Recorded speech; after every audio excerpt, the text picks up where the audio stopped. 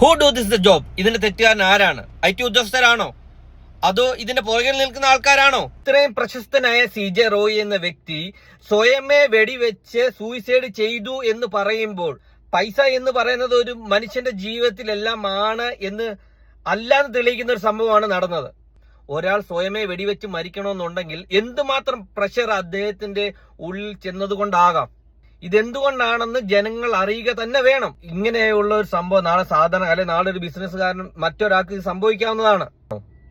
പത്രമാധ്യമങ്ങൾക്ക് ഇത് ജസ്റ്റ് ഒരു ന്യൂസ്, ഒരു അപ്ഡേറ്റ്. ഇതിപ്പം നാളെ എല്ലാ മാധ്യമങ്ങളും ഇതിന് നല്ലൊരു ന്യൂസ് കാണുമ്പോൾ അതിന്റെ പുറകെ പോകും.